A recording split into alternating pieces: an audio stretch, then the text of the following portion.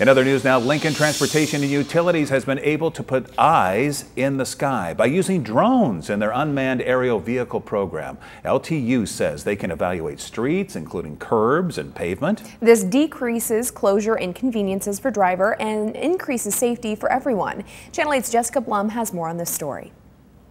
LTU says there was a big learning curve in planning the best way to use the technology. They decided mapping and inspecting areas would be a good plan of action to start the program while cutting costs and manpower in the process.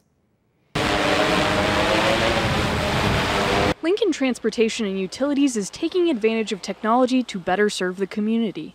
It has an unmanned aerial vehicle program using drones for mapping and inspection.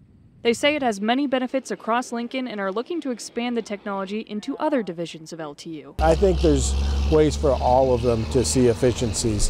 Whether it's StarTran looking ahead at a bus route, ahead of something. They're going to be doing some building of a new hub downtown.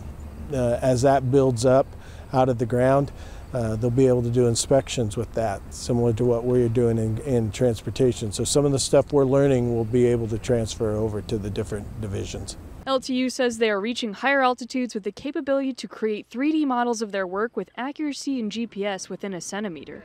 With the drone, we can come back and make a 3D model of that street now. And so we can twist it and turn it and look at it in all sorts of different angles to see what we need. And then we can keep that data forever. That becomes historical data.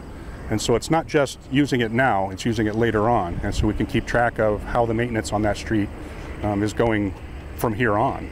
With a TV set up within their car, engineers can also look at what the drone is seeing in real time. This decreases the amount of time and space crews are taking up for road closures. We were looking at the pavement conditions between 33rd and not quite 48th. To do that normally, manually in the past, we would have had to close that whole section of Adams for 2 days. We would have had 3 guys out there evaluating the pavement piece at a time, looking at it. Very costly to close down streets like that, not to mention the adverse to the public, not being able to drive through there. With this one, we were able to close 1 block at a time with cars, so we could still go around, and we were able to do that whole stretch in 2 hours. LTU says from here on out it will be baby steps when adding the drone to other divisions, with a big learning curve to follow each time. By October, LTU will be utilizing an infrared camera. It can detect cement cracks that will be invisible to the naked eye, but eventually will help them see where a street is going to need a repair before it gets there, potentially preventing potholes before they happen. Very interesting story there. Jessica, thank you very much for bringing us that. In other news now, in just 1 week here in Lincoln,